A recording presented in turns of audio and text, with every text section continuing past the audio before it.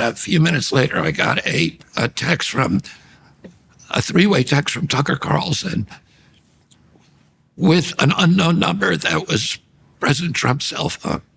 And he said,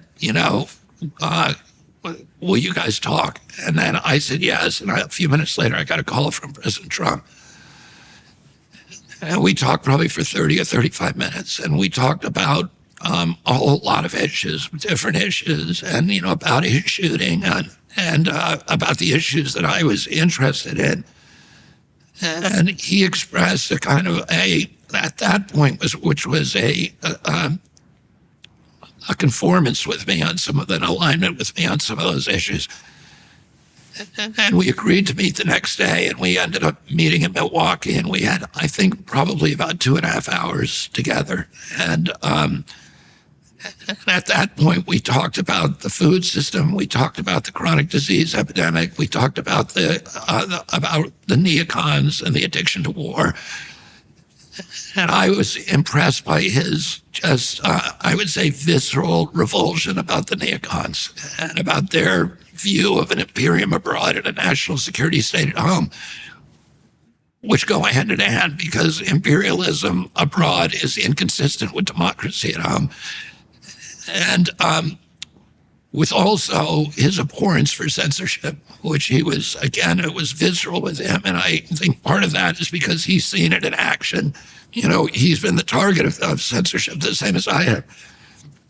And so then we agreed that maybe there was grounds to meet on. They wanted me to do something at the convention, the Republican convention, and I was not ready to do anything.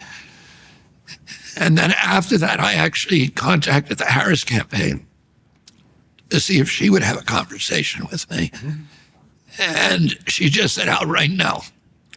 And then... Why do you think that was? I mean, you'd think a conversation I don't know.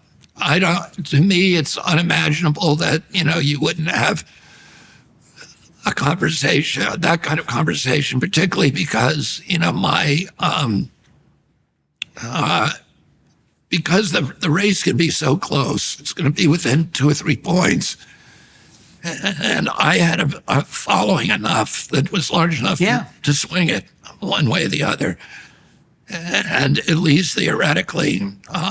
So, I wouldn't... Is it guilt by association? Is it something like that? I mean, I've had a lot of experience with Democrats who would talk to me. Radioactive in the Democratic Party. And I ended up going to Mar-a-Lago with Amaryllis, my daughter-in-law, who runs my campaign.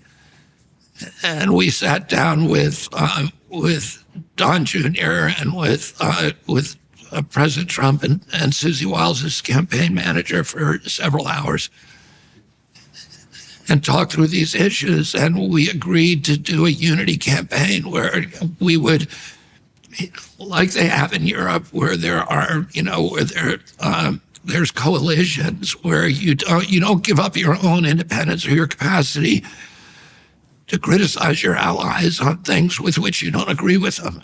And he was very agreeable to that, and on the issues that we don't agree on, that I would continue to criticize him and he could criticize me without penalty, and to our alliance, and that